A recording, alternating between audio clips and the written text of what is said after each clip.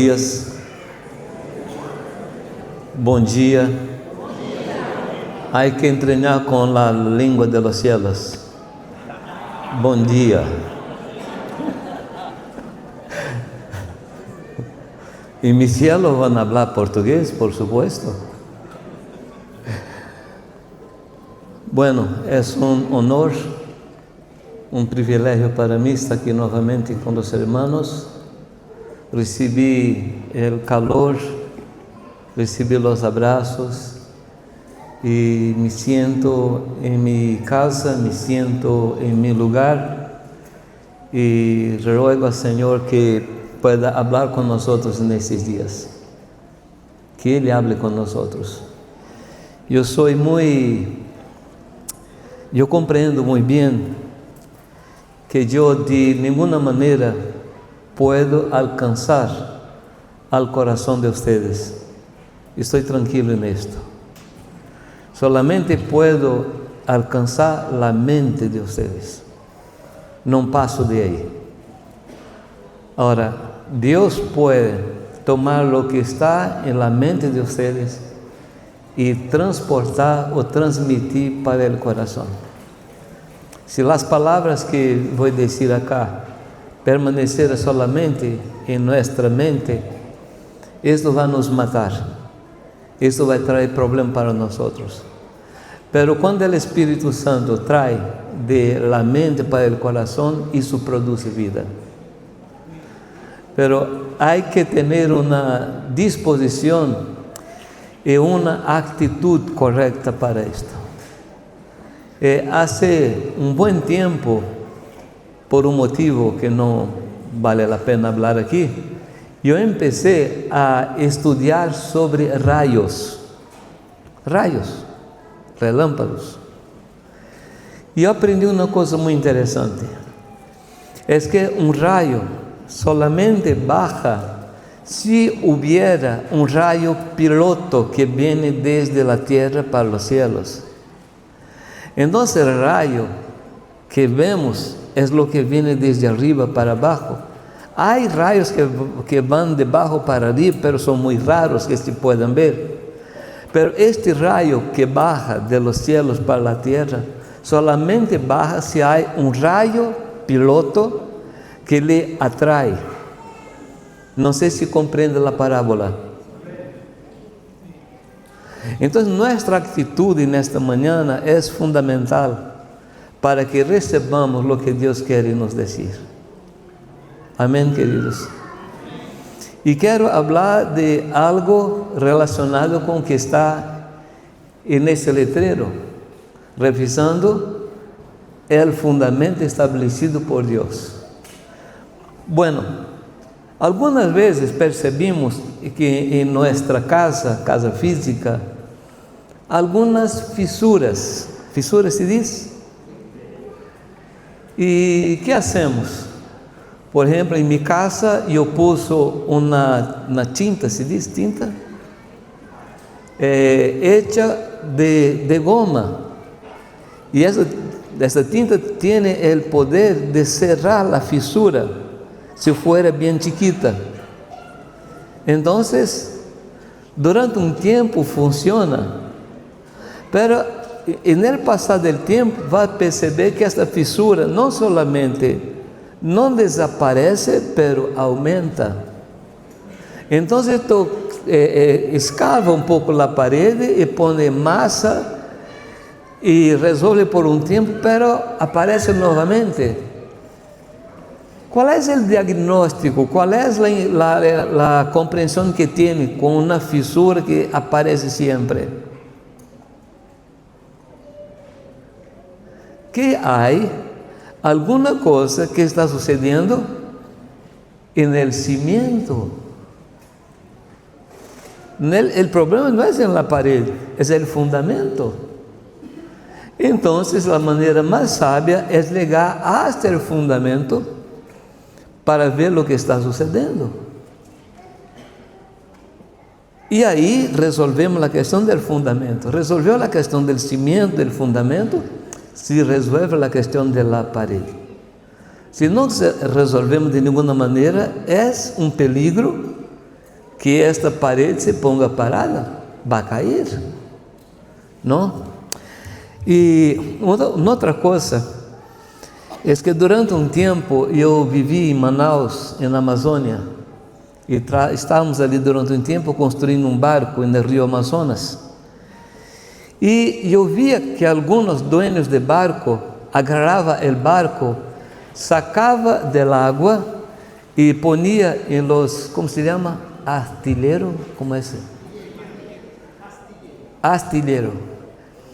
Entonces sacaba, ponía en astillero, se raspava, se dice, raspava la tintura y después calafetaba y después pintaba y volvía. Y en el primer momento yo vi que era un trabajo muy grande y me parecía que era gastar plata sin necesidad. Pero lo que sucede es que mientras el barco va caminando en el lago, va navegando, hay un tipo de coral bien chiquito que llamamos en portugués de craca, no sé cómo se llamaría.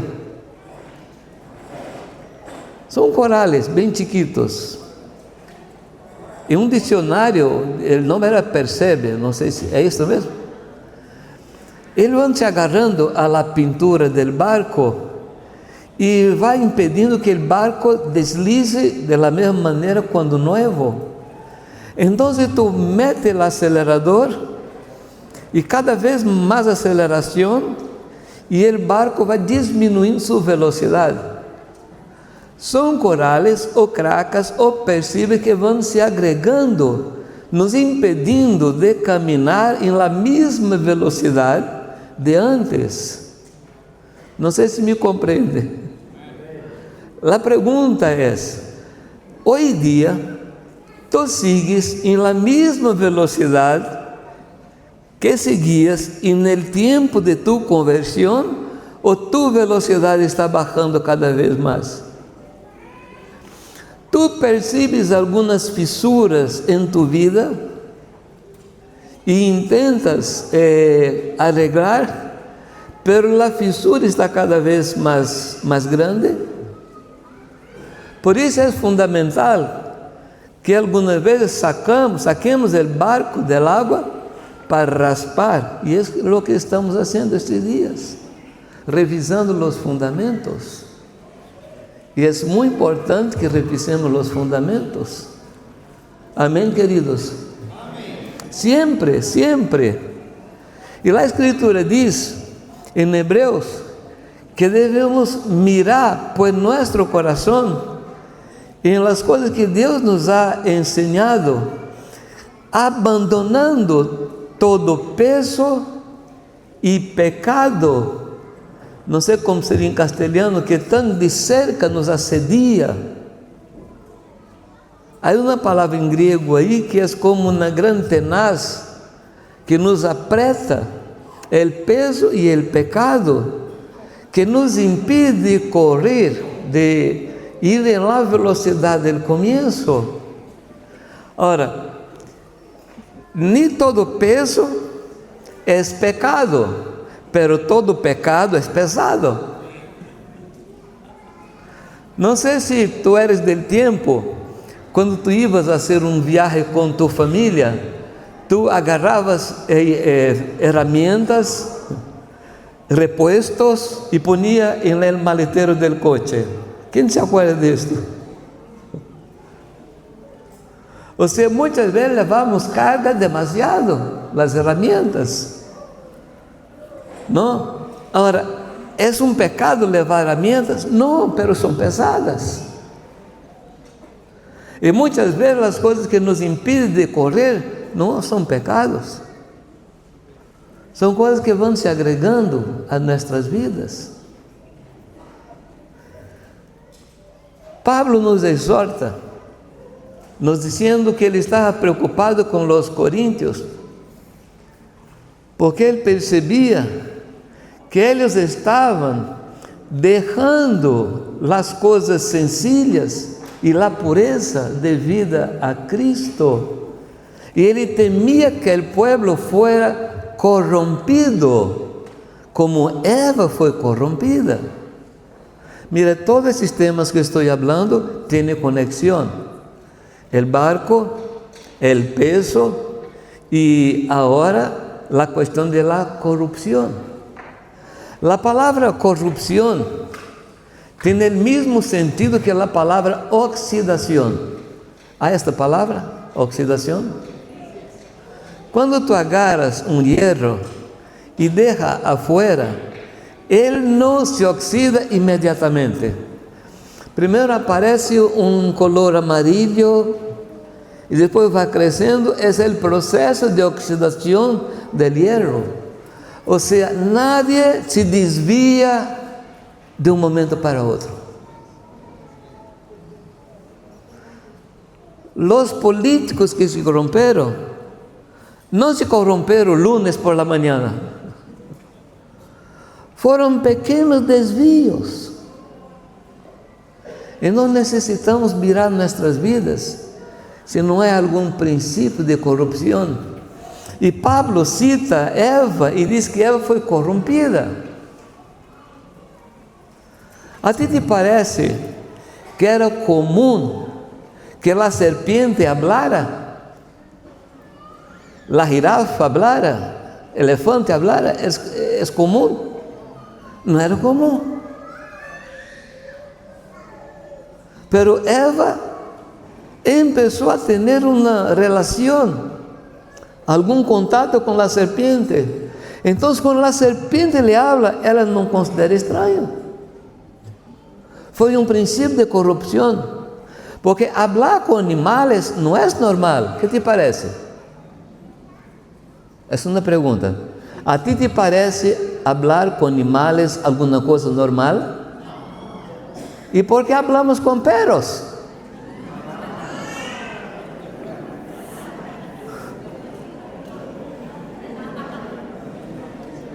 ¿Hablar con perro y con serpiente? Es broma. Por supuesto que el problema no es hablar con perro, es cuando el perro empieza a contestar. Ahí es un problema serio.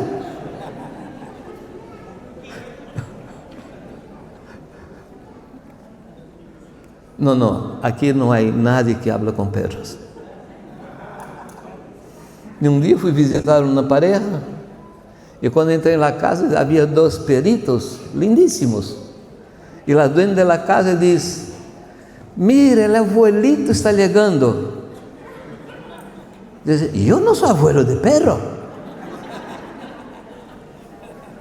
Ella quería crear un parentesco entre mí y el perro.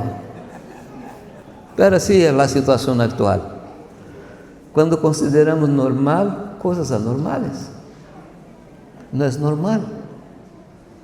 En caso de Eva, hubo una corrupción y necesitamos parar. Y la única cosa que puede decir si estamos desviados es cuando descubrimos los fundamentos, cuando revisamos los fundamentos. Amén. Entonces creo que este es un momento muy serio para nuestras vidas.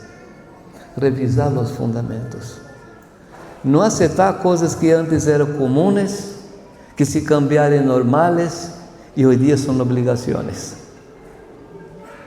Es muy importante que tengamos siempre delante de nosotros cuáles son los fundamentos. Y queridos, no hay nada más fundamental en la vida cristiana que es el Evangelio del Reino de Dios. Entonces, Dios mediante, quiero comentar con ustedes en estos días algunas cosas con respecto al Evangelio del Reino de Dios.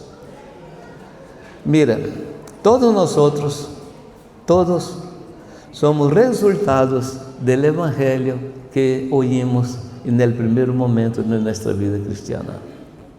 Nosotros somos el reflejo de lo que escuchamos en el comienzo.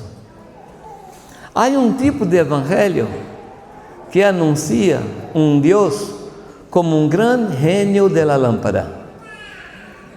¿Se comprende o no? Es decir, si tú, ¿cómo se dice? Pasa la mano, ¿cómo es?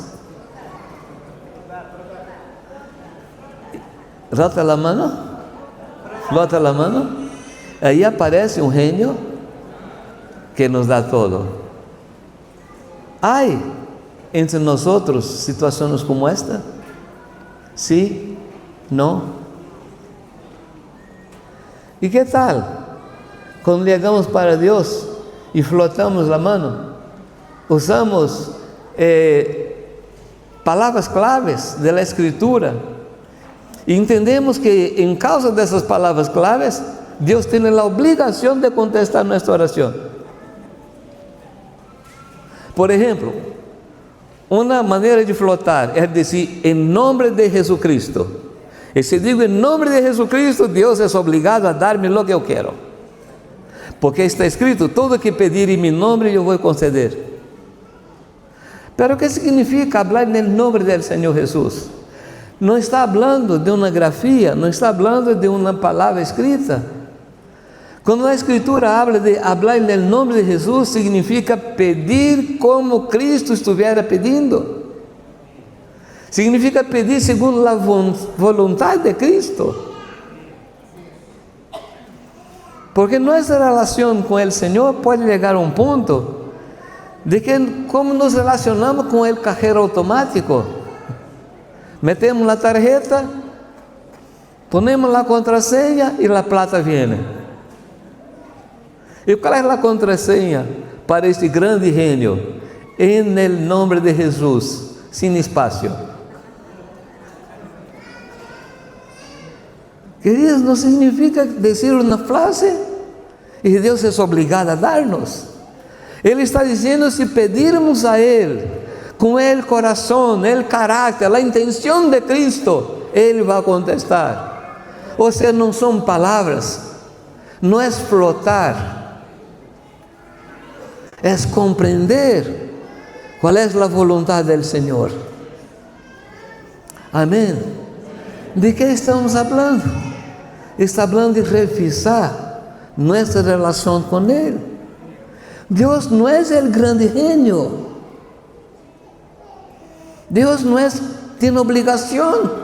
Si usamos las palabras claves, Dios va a nos contestar. No. Yo aprendí una cosa muy interesante, que es mejor el no de Dios que el sí.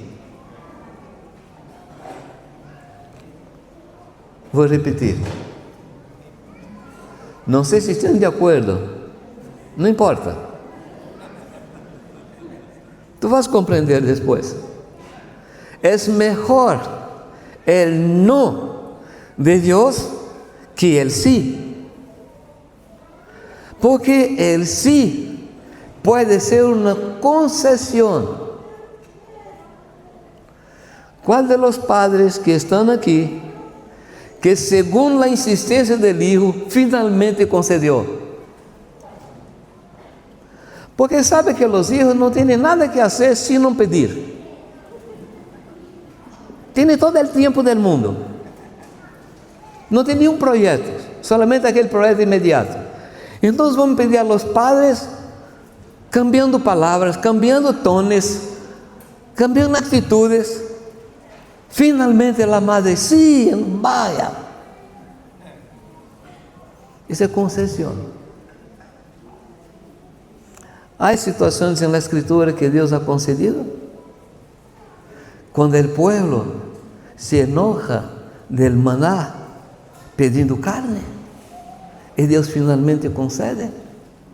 Nunca antes había morrido alguien de hambre en el desierto, pero a partir de ese momento, personas murieron de tanto comer carne, con la carne saliendo por la nariz. Una concesión. El sí puede ser concesión, el no siempre es protección. ¿Ya he escuchado algún testimonio de alguien que dice: hermanos, quería que usted alegrara conmigo porque yo hice un pedido a Dios y Dios me dijo: no, quiero que alegre-se conmigo. Porque estamos acostumbrados con el genio de la lámpara. Nuestro Dios no es el genio de la lámpara, es nuestro Dios. Él dice, nosotros obedecemos. Él habla, nosotros creemos en lo que dice. Eva fue corrompida y nosotros también somos corrompidos en el decorrer de los tiempos. Y él dice, 2 Corintios 11:3, yo tengo deseo que así como la serpiente ha engañado a Eva con su astucia, así también sea corrompida vuestra mente y se aparte de la sencillez y pureza debidas a Cristo.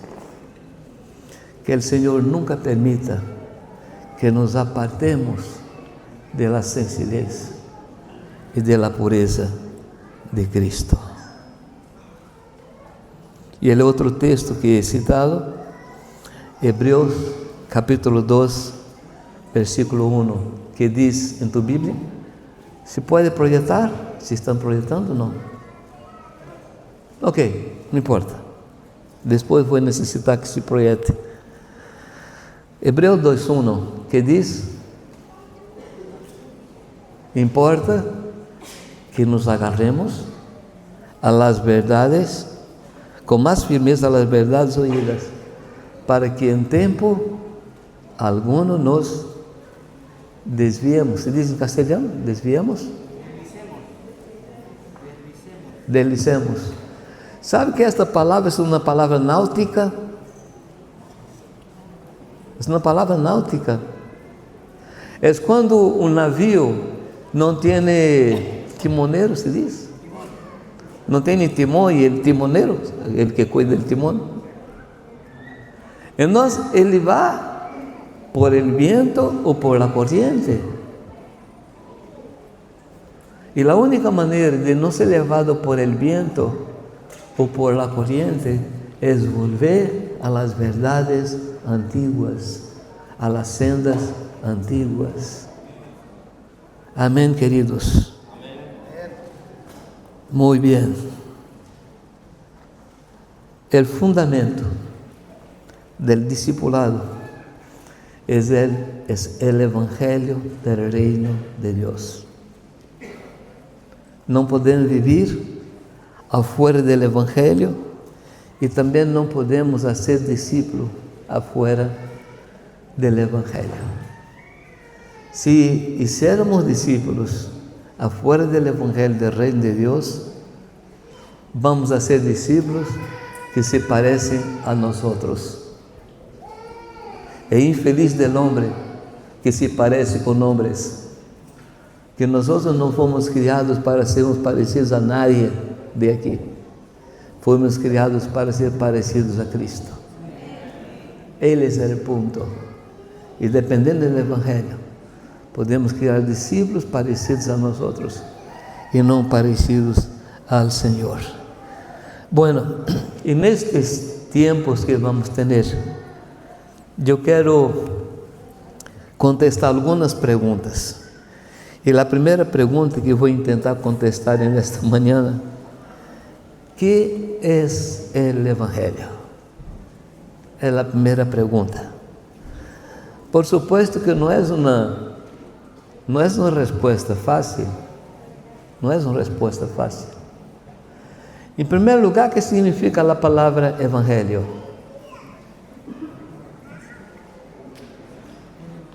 Una buena noticia.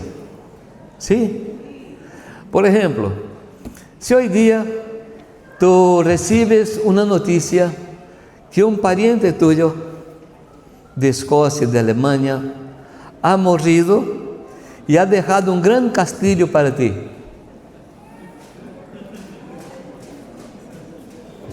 ¿Es una buena noticia? ¿La muerte de tu pariente? Mira qué carnal eres tú.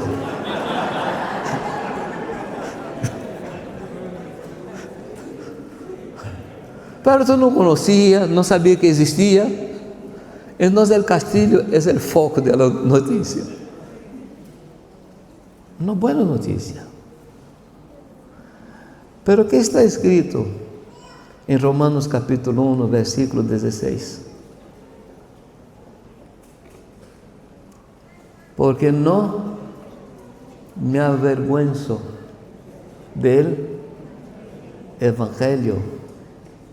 Y por favor, en la Reina Valera 60, en la Reina Valera 906, y ni siquiera en la Biblia de las Américas, hay la frase que está en los mejores manuscritos. En los mejores manuscritos está: no me avergüenzo del Evangelio de Cristo. En la mayor parte de las traducciones se dice: no me avergüenzo del Evangelio. ¿Por qué esta frase, por qué esta de Cristo es importante? Porque Pablo nos alerta que aunque un ángel viniera y predicara otro evangelio, aún Pablo mismo, si predicara otro evangelio, o sea, es extremamente necesario que califiquemos el evangelio, que no sea un evangelio, porque evangelio significa buena noticia. Y buena noticia puede ser cualquier cosa. Entonces Pablo está hablando del Evangelio de Cristo. ¿Y qué anuncia el Evangelio de Cristo? El nombre está diciendo. Por eso, cuando fui a estar con ustedes, yo decidí saber nada, sino solamente a Cristo y a este crucificado, para que la fe de usted no estuviera sobre mi sabiduría. Y yo decidí no saber, para que la fe de los corintios estuviera en una persona, en Cristo Jesús. Y él decía: y este crucificado. Entonces no es cualquier evangelio. El evangelio anuncia a Cristo. El evangelio no anuncia cielos. El evangelio no anuncia prosperidad. El evangelio no anuncia cosas buenas. De tanto escuchar en la tele, no soy acostumbrado a ver en la tele esas predicaciones, pero muchas veces escuchando este tipo de evangelio, principalmente en el grupo Pare de Sufrir, y siguen sufriendo.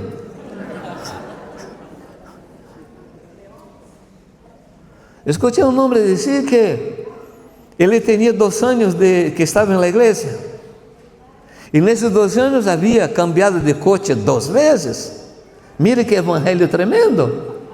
O sea, el evangelio ha dejado de ser el evangelio de las buenas noticias para ser evangelio de las cosas buenas. El evangelio de Cristo no anuncia riqueza.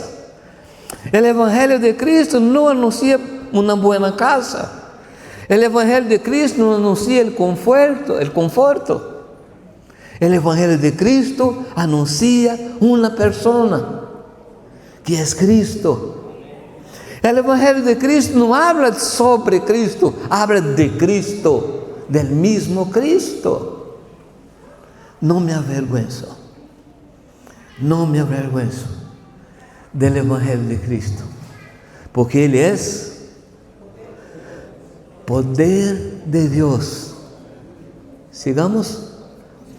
Para salvación de todo aquel que cree, primero los judíos y también de los griegos. ¿Qué produce el evangelio? Salvación. ¿Y cómo comienza el evangelio? ¿Qué Pablo dice? Dice que el evangelio es el poder. ¿Qué significa la palabra poder?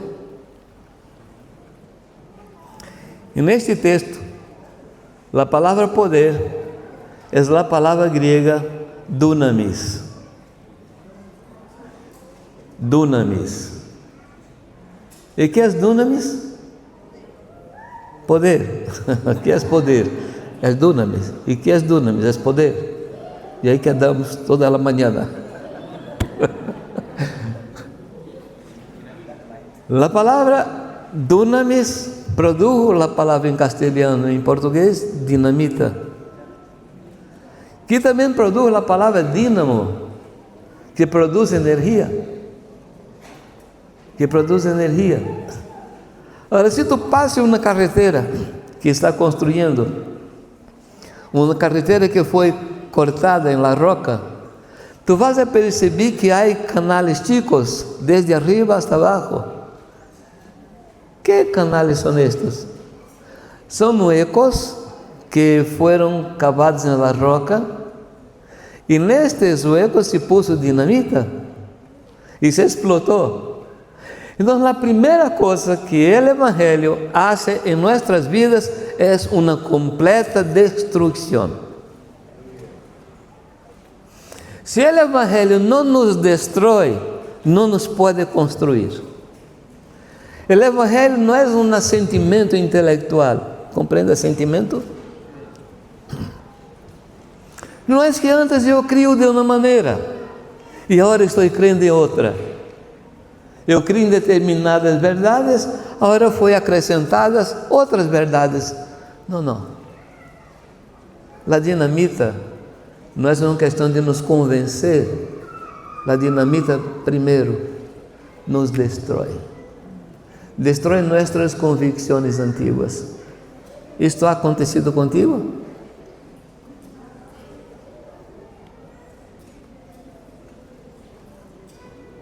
Tu tens coragem de levar dinamita para tus hijos jugarem na casa? Muitas vezes recebemos o Evangelho como se fosse uma nova religião, uma nova lei. E assim não é. Assim não é. Primeiro, o Evangelho nos desestabiliza, nos desequilibra, confunde nossa mente, porque esse é o processo de la explosão de uma dinamita. Não se pode receber o Evangelho e seguir da mesma maneira. Bueno, eu era uma pessoa muito boa, desde a cuna, e fui crescendo muito bueno, boa intenção, e um dia eu encontrei o Evangelho e eu he melhorado muito. Muitas vezes não escutamos totalmente nessas palavras, mas muitas vezes as pessoas se encontram com o Evangelho, pero qual foi a transformação? A palavra diz que nós temos a mente de Cristo, e a palavra diz que nossos pensamentos estão distantes dos pensamentos de Deus, assim como a terra é distante dos cielos. A palavra diz que a sabedoria humana é terrena, carnal e diabólica. Como podemos juntar as coisas que traemos desde nossa vida antiga com as coisas de Deus? ¿Me compreende, hermanos?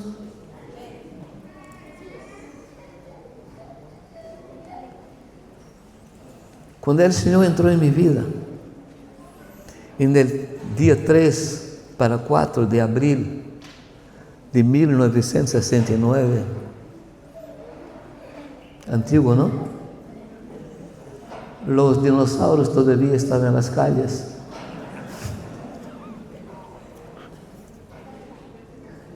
Ele entrou em minha vida. Eu tinha um tipo de vida terrível e não sabia o que fazer. Eu tinha um ódio constante em meu coração e odiava a todos. Odiava a meu pai, minha madre, meus irmãos. Mas estava em busca de diálogo. Eu sequer tinha ganas de suicidar-me, porque eu entendia que eu não merecia o suicídio.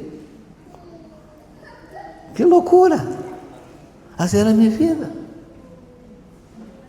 E um dia, chegando cerca de minha casa, 5 de la tarde, escuché al Señor hablar conmigo, que aquel día era mi última oportunidad.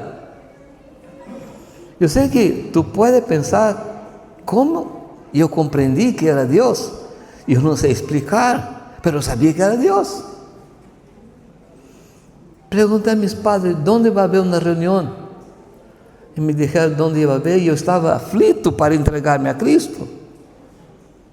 Estaba aflito. E a hora não passava e não chegava a hora da reunião.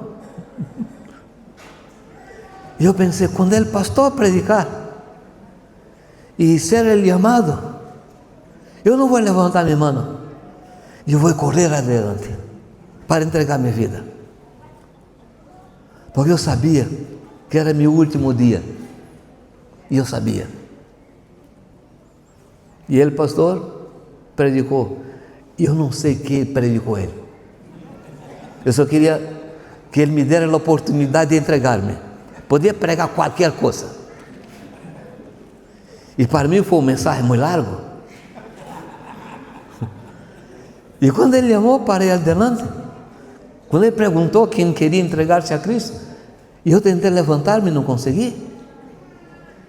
Tentei levantar minhas mãos, não consegui. E eu percebi que eu estava atado, completamente atado. Completamente atado. Terminou a reunião e disse, o que vai suceder? Uma 10 da noite.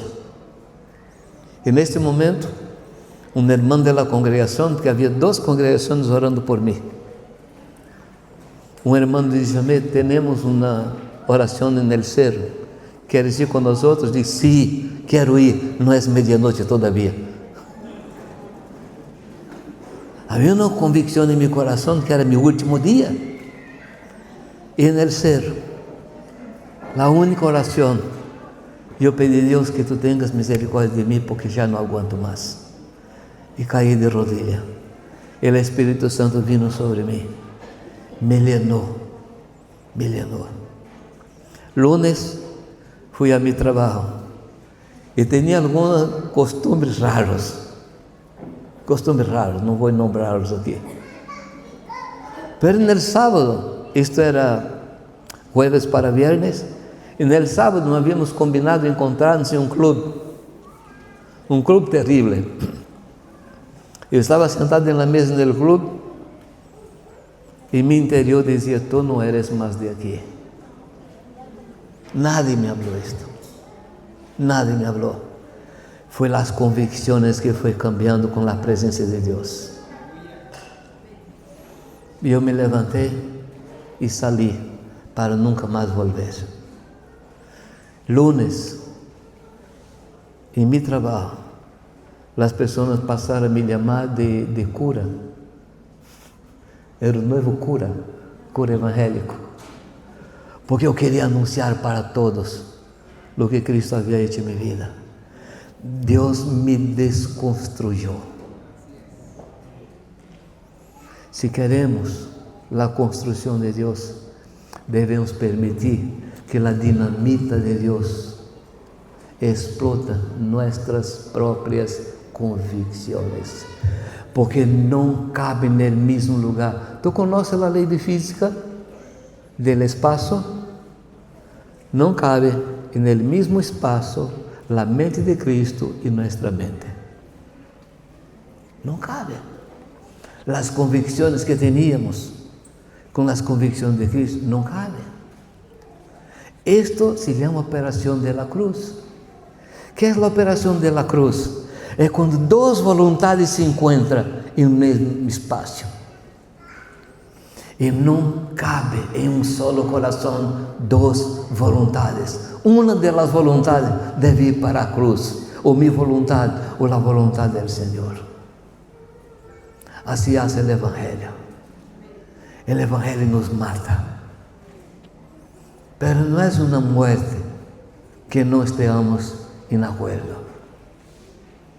Deus nos pergunta e permitimos que a dinamita explota o que pensamos, para que se estabeleça em nós o que Ele pensa.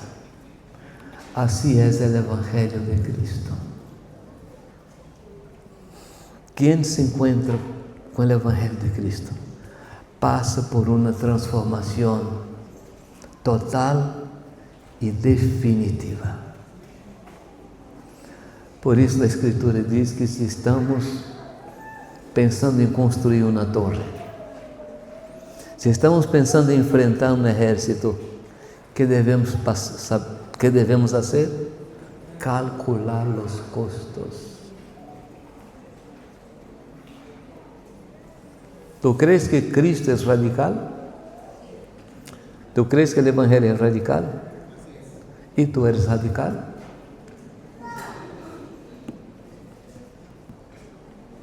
Deus nos convida para um tipo de vida radical. Queridos e amados meus, estamos chegando em um tempo onde não vamos poder ser meio a meio.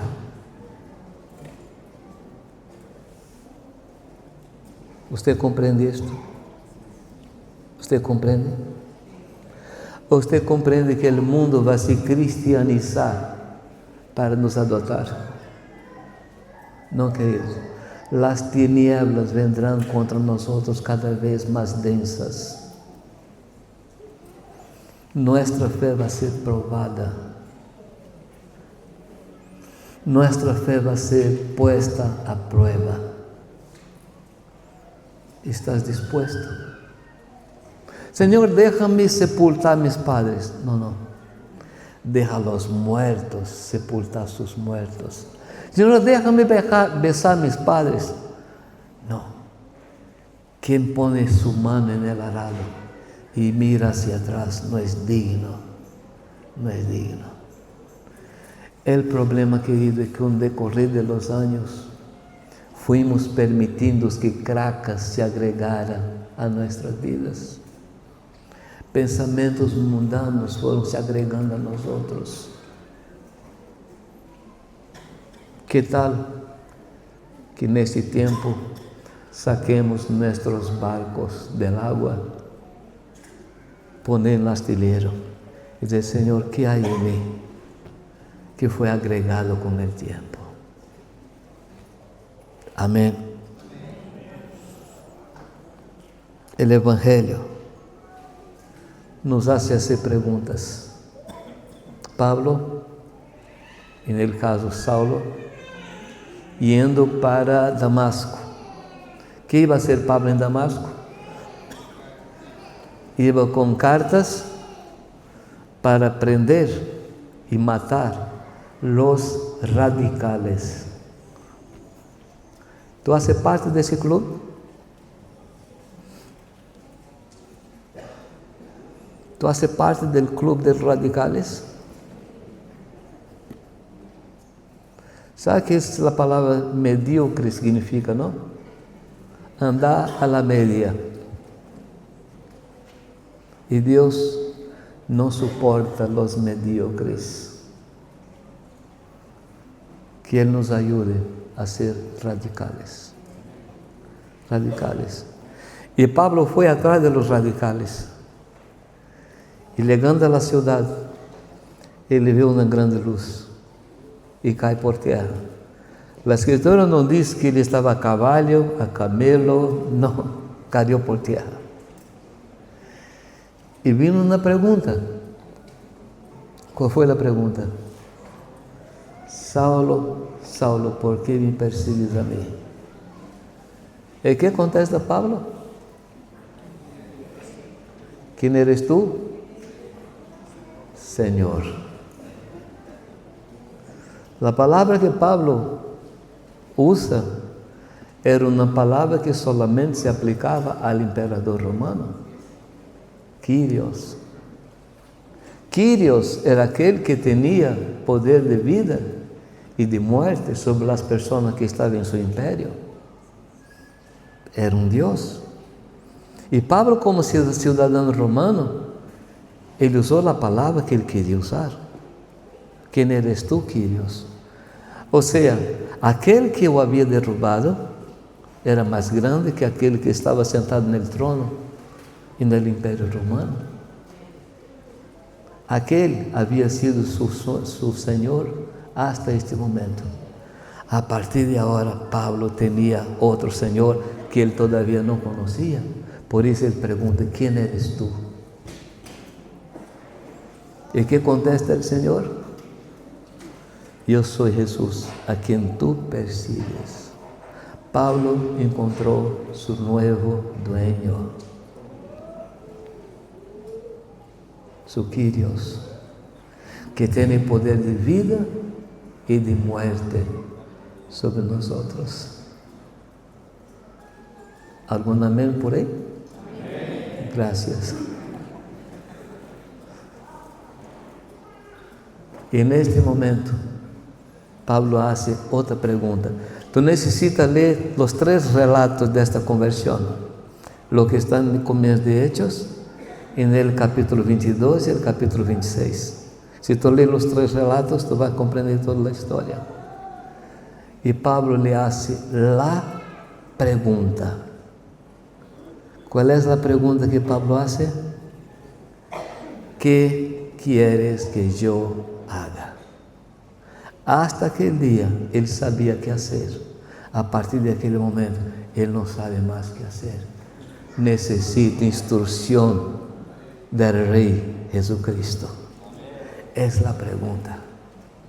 Es la pregunta. Cuando uno se encuentra con Cristo, esta pregunta se instala en su corazón. Esa pregunta entra en su corazón y no sale más hasta el final de su vida. Todas las mañanas: Señor, ¿qué quieres que yo haga? Todos los días: Señor, ¿qué quieres que yo haga? Porque el Evangelio de Cristo anuncia a Cristo como Rey y Señor. No decidimos más, el Rey decide, el gobernador de nuestras vidas decide. ¿Qué quieres que yo haga? Esa pregunta tú vas a encontrar en el libro de los Hechos, en el capítulo 2, capítulo 3. Cuando Pedro está predicando sobre lo que había sucedido, el Espíritu Santo baja sobre el pueblo. Y las personas dicen que él estaba borracho. Y ahí Pedro dice lo que estaba sucediendo y aplica lo que estaba sucediendo al profeta Joel. Y él dice: aquello que Dios mandó, usted crucificaron. Y en este momento ele siente en su pecho, la escritura dice que él se compungiera en su corazón, o sea, como un pedazo de hierro entra en su corazón. Y le hacen la pregunta: ¿qué debemos hacer? Esta pregunta, ¿con qué frecuencia tú haces? Si Cristo es tu Señor, tus planes no existen más. Si Cristo es nuestro Señor, nuestros ideales no existen más. Ájame, tú estás siendo muy radical. ¿Sí? ¿No es así que debemos ser? Estamos hablando del Evangelio del Reino de Dios. Y el Evangelio del Reino de Dios, estoy terminando, anuncia 5 verdades. El Evangelio del Reino de Dios anuncia 5 verdades. Es como la receta, se dice, de un cake. Receita. ¿No? Yo he comido aquí sopaipilla. Qué cosa fantástica. Y mi hijo, si tú hablas de Chile para él, va a lembrar de sopaipilla. No hay nada más en Chile. No hay desierto, no hay Vale Nevado, sopaipilla. Entonces pregunto a Omar, ¿dónde está Omar? Ali. Si pregunto con, no, otro Omar de la sopaipilla, lá atrás. Y pregunto, ¿cuál es la receta? ¿Y qué dirías a mí? ¿Cuál es la receta? Cariño tengo, pero no sé hacer sopaipilla. harina, agua, sal. Ok. Entonces yo llego en Jundiaí y digo a mi hijo, aprendí a hacer sopaipilla. Y él se alegra y dice, ¿cómo hacemos, padre? Bueno, tú pones una cuchara de harina, 2 kilos de sal, por seguro que no va a ser sopaipilla. Estoy dando a ti hoy día la receta del Evangelio.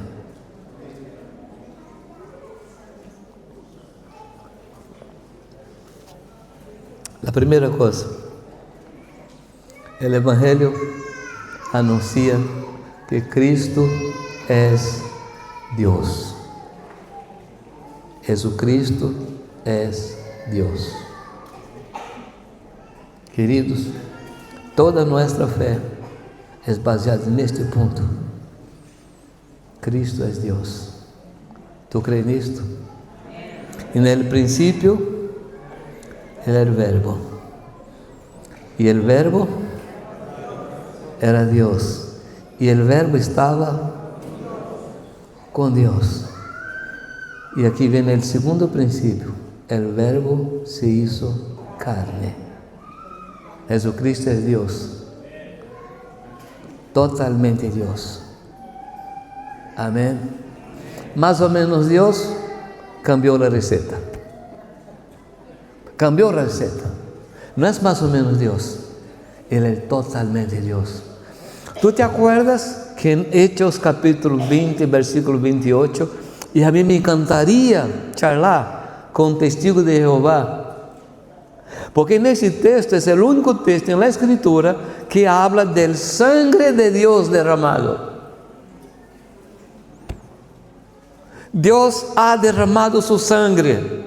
Significa que Dios vino en su totalidad a morir por nosotros. ¿Algún amén? Primero anuncio, Jesucristo es Dios. Segundo anuncio, Él se hizo carne.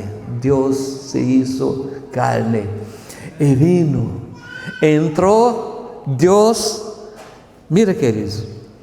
Dios el Eterno, el Creador de todas las cosas, entró en el vientre de una muchachita inexperiente, completamente inexperiente, porque Dios quería experimentar la historia del hombre en todas sus fases. Él no tenía experiencia de parto. Él no tenía experiencia de ser formado como feto en el vientre de una persona. Este es nuestro Dios, y ningún Dios de ninguna nación pasó por eso. Solamente nuestro Dios. Él se hizo carne. Amén. El tercer punto, Él murió por nuestros pecados. A mí me encanta cuando Pablo dice, no hay ninguna condenación. Ninguna. Ni siquiera una. Porque Cristo murió para nos limpiar de todo pecado. Todo pecado que tú has cometido.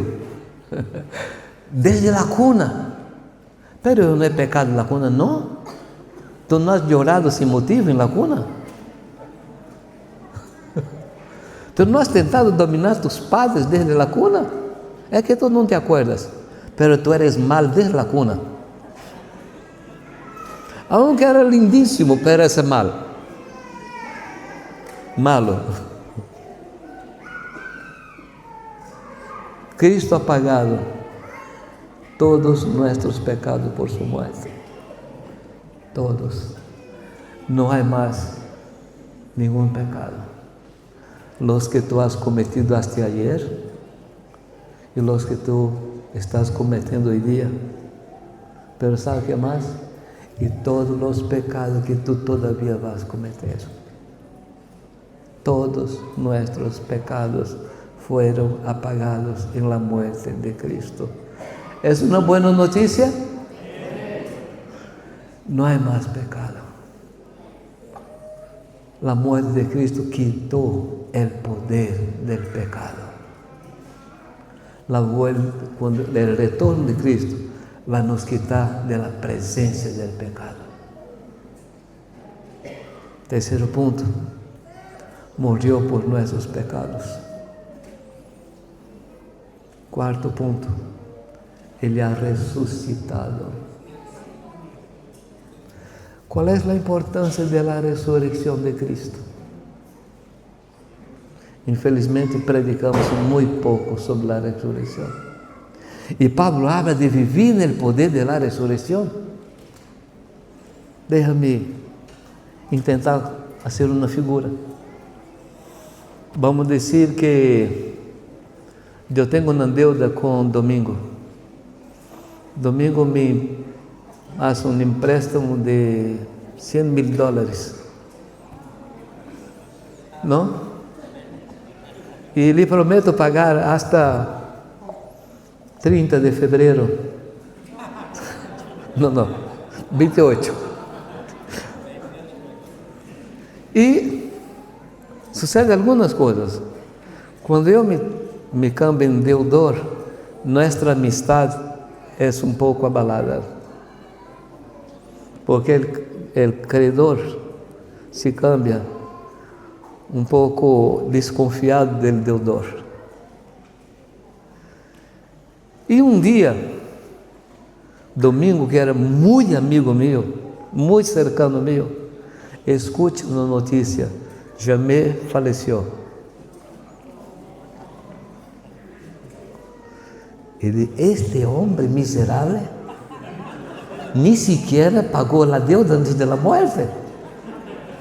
Y no duerme más porque ha perdido $100,000. Pero ¿qué puedo hacer yo muerto? Nada. Él solamente puede seguir pecando en contra de mí. Pero su amor por mí es más grande que la deuda. Y un día, Él llega en el cementerio, llega en mi tumba y dice: Jamé, estoy aquí para perdonarte los $100,000. ¿Cuál es mi reacción?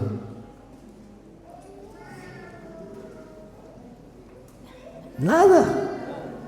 Estoy muerto. Perdonado, pero muerto.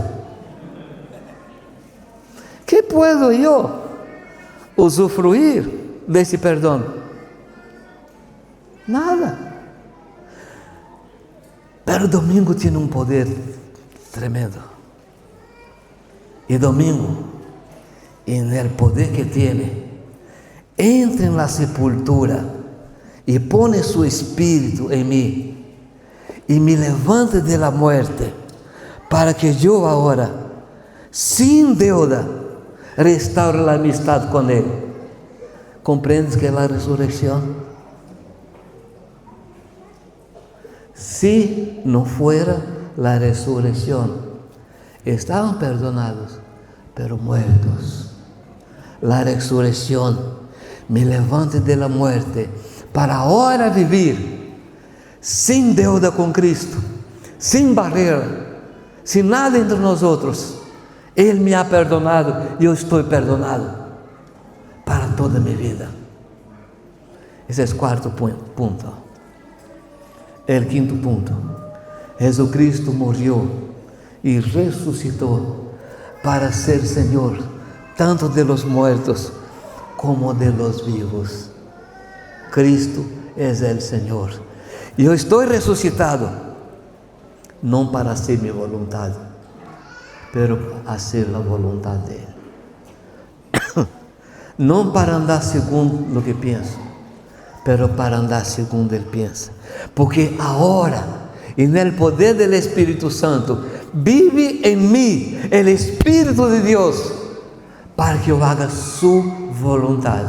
Entonces, ¿qué anuncia el Evangelio? Jesucristo es Dios. Jesucristo se hizo carne. Jesucristo murió por nuestros pecados. Jesucristo resucitó y Jesucristo es mi Señor por todo el siempre. Pregunto, si tú sacas de este ingrediente, ¿tú sigues todavía con el Evangelio?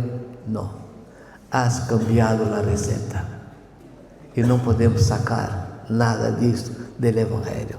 El Evangelio en su plenitud anuncia esos 5 puntos. ¿Dónde podemos encontrar esto? Mira los primeros sermones, los primeros discursos de Pedro en el libro de los Hechos. Ahí están los ingredientes. ¿Cuáles son ellos para terminar?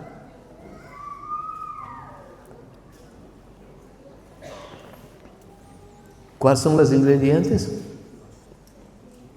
Primero, Jesucristo es Dios. Segundo, se hizo carne y habitó entre nosotros y vimos su gloria, gloria como del unigénito de Dios. ¿Cuál Dios hizo esto en la historia? Solamente uno, nuestro Dios. Tercero, murió por nuestros pecados.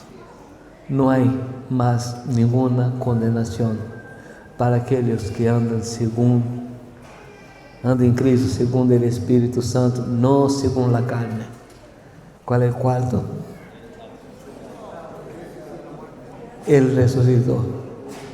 Nuestro Dios está vivo y nosotros vivimos en causa de Él. Porque Él vive, nosotros vivimos. Y el quinto es nuestro Señor. Amén. ¿De qué estamos hablando? Del Evangelio del Reino de Dios. ¿Qué estamos haciendo? Una revisión de los fundamentos. ¿Podemos orar? ¿Qué tal si tú oraras por estos puntos, agradeciendo a Dios por uno de esos puntos? Una oración rápida. Puede orar. Pode orar. Si quieres agachar tu cabeça, cerrar tus ojos, como quiera. Como quiera.